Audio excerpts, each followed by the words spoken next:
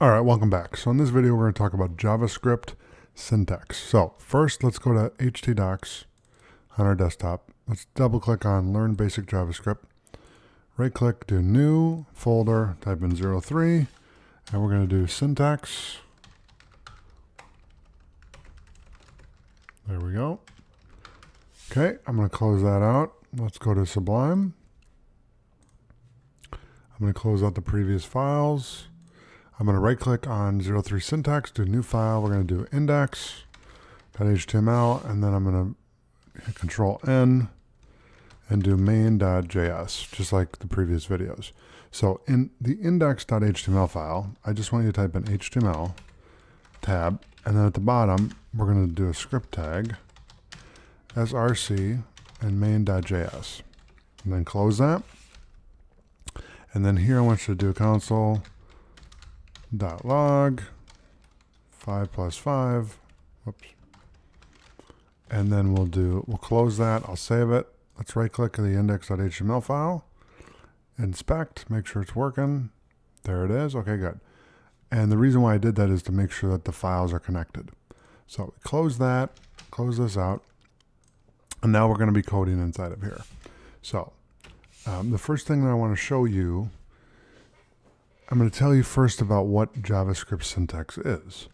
So JavaScript syntax is a set of rules how JavaScript programs are constructed. So for example, you have variable x comma y comma z, and then if I do this and do how to declare variables, okay, you can assign values by doing x equals 5, y equals 6. How to assign values, okay? And then if I do z equals x plus y, then we do how to compute values, okay? So the JavaScript syntax defines two types of values, fixed values and variable values. Fixed values are called literals. Values are called variables. JavaScript literals. The most important rules for writing fixed values are numbers are written with or without decimals. So, for example, let's comment this out, and we'll do JavaScript literals, okay, and I'm going to do 10.50, and we'll do just like that, and those are numbers, and strings are text written with double or single quotes. So like this would be John Doe, that'd be a string, or you could do John Doe like this.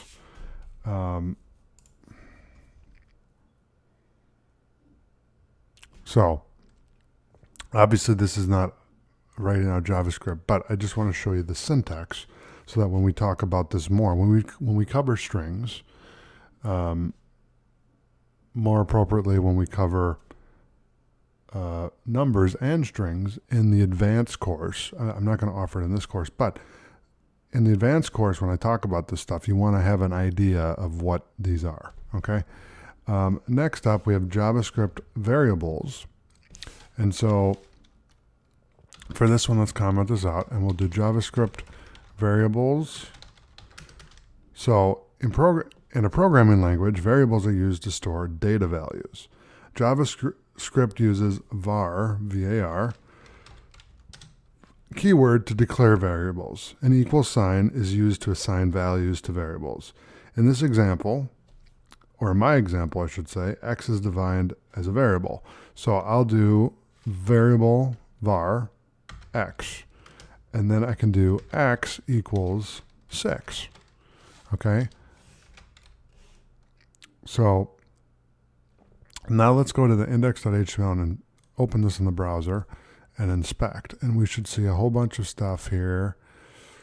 Actually, we don't. Okay, here, let's do this. Let's go back to main.js, and I'm going to do this. Let's do console.log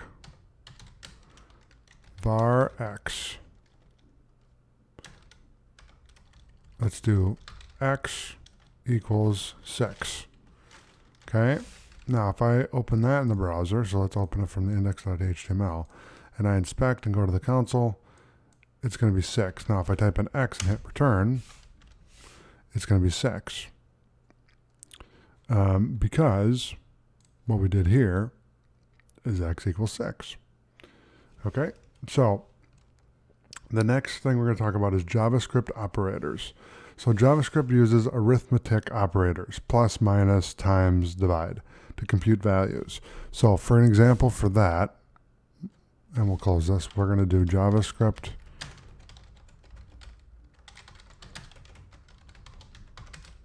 and we're going to do 5 plus, let's do it like this, 5 plus 6 times 50. Okay? JavaScript also uses an assignment operator with the equal sign to assign values to variables.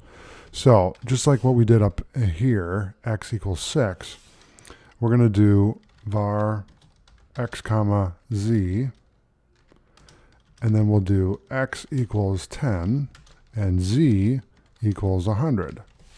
Okay? Then we have JavaScript expressions. An expression is a combination of values, variables, operators, which computes to a value. Okay? The computation is called an evaluation. So for example, 10 times, let's do 10 times 20 evaluates to, what would that be? That would be 200. So, and expressions can also contain variable values. So you could do x times 10, like this. So we could do x times 10. The values can be of various types, such as numbers and strings. For example, you could do Josh, but we have to put that in quotes. So we could do Josh plus blank plus John. And what that does is it evaluates to Josh John. So what I did is I added those two together, and so it would equal this. So here, so let's do equals Josh John. Okay. Next, we're going to talk about JavaScript keywords. So JavaScript keywords are used to identify actions to be performed. So the var keyword tells the browser to create variables. So if we did var z comma a, and then close that, and we did z equals 5 plus 8, okay, and then we did a equals 8 times 10 times x, okay, then that would show up just like that. Next, we have JavaScript comments, which is what we've been doing here, here, here, and there. And this is a commonly used thing where you comment out code because what you want to do, and this is a single line code, but not all JavaScript statements are executed. Code after double slashes or between a slash and a star and a slash is treated as a comment. Comments are ignored and will not be executed. So what you can do is you can literally do var equals z, let's say, right? And then let's say that you wanted to run something else. Whatever's over to the right of that is not going to be executed. Okay, same with this. So if I just went like this, none of it's going to work, which is the idea. And then finally, we're going to talk about JavaScript identifiers. Identifiers are names. In JavaScript, identifiers are used to name variables and keywords and functions and labels. The rules for legal names are much the same in most programming languages. In JavaScript, the first character must be a letter or an underscore or a $sign. subsequent characters may be letters, digits, underscores, or dollar signs. Numbers are not allowed as the first character. This way, JavaScript can easily distinguish identifiers from numbers. And JavaScript is case sensitive. All JavaScript identifiers are case sensitive. The variables last name and last name are two different variables. So if I did, for this example, let's say that I did, let's do JavaScript is case sensitive, and we did var last name, comma, last name. Those are two different variables. So you could do last name equals Bob, right? And then the other one would be last name equals Jones. Okay, but what it's going to do is it's going to be two different variables, and whenever you call one or the other, it's going to think that it's calling that one or the other one. So you want to make sure that when you're making variables that you're conscious of that, and you don't name things similar names, because then you might get confused or have issues. So JavaScript and camel case. Historically, programmers have used different ways of joining multiple words into one variable. Hyphens, first dash name, last dash name, master dash card, enter dash city. Hyphens are not allowed in JavaScript. They are reserved for subtractions. Underscore, first underscore, last underscore name, master underscore card, enter underscore city. Camel case would be like this. The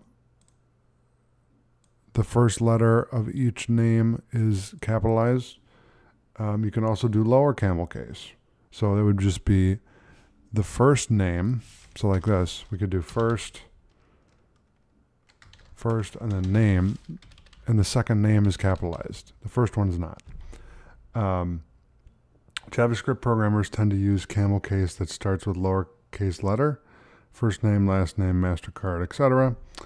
JavaScript character set. JavaScript uses the Unicode character set. Unicode covers almost all the characters, punctuations, and symbols in the world. So with that, I'm going to save this real quick. That's all I have for JavaScript syntax. So I'll see you in the next video. Thanks for watching.